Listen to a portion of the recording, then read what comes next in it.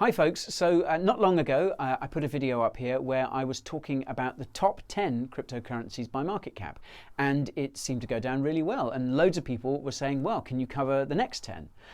So what I thought I'd do today, rather than cover a whole 10 again, is I'd do the next 5, so numbers 11 to 15 by market cap. Now before I go on, I should say that the list of top coins is kind of always changing, right? Bitcoin and Ethereum are pretty well entrenched at the top.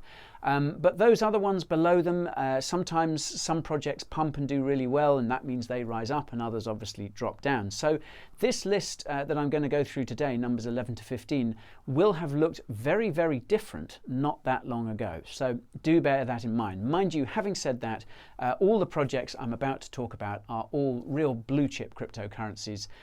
So they are, barring any complete disasters, they're always going to be knocking around the upper reaches of the charts. Okay, so at number 11 we have Avalanche. Now this is one of the ones I was talking about because until quite recently Avalanche and its AVAX token price-wise were kind of in the doldrums, but it's recently shot up and AVAX is reaching new all-time highs. Now Avalanche is a smart contract cryptocurrency network, so it's similar in many ways to Ethereum, Cardano, Solana and all these other smart contract blockchains, but Avalanche has got some really impressive tech, and it has really started attracting a lot of investment and development in the last few months, and there's quite a lot happening on the network, so this could definitely be one to watch.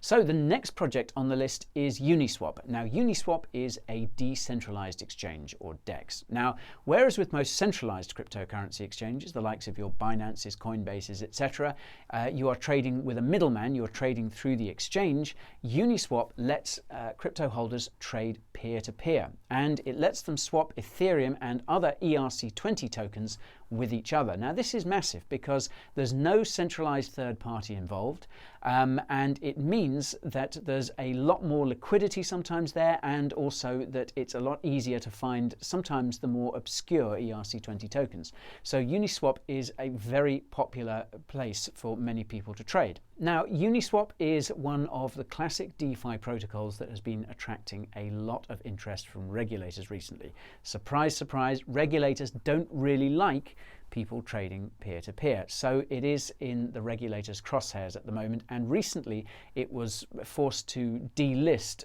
several tokens which regulators didn't like.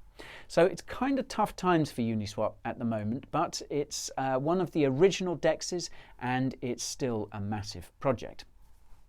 Then after Uniswap we have BUSD. Now there isn't too much to say about BUSD. In case you hadn't guessed, it's a stablecoin, and it's Binance's native stablecoin.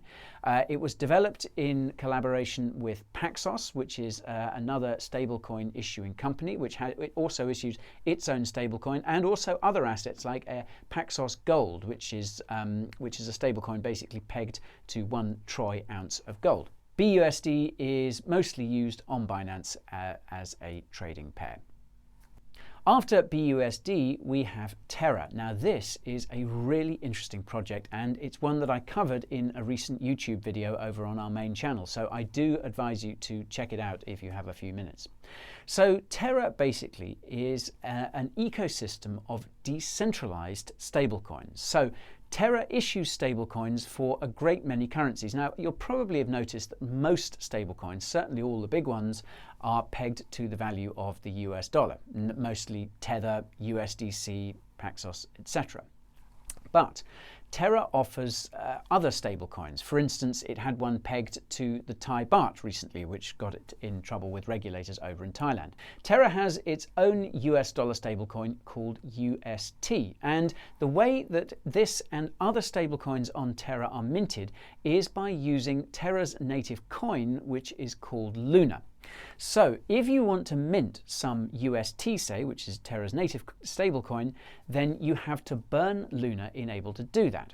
And this basically helps the UST and the other stablecoins that are created using burned Luna. It helps them maintain their peg. It's a really clever system, and Terra is going from strength to strength at the moment. It's a project I'm really keen on. And as we hear more and more about stablecoins being regulated, especially by authorities in the US, but elsewhere as well, a decentralized stablecoin that is a lot harder to shut down is going to be a really, really important asset for a great many people.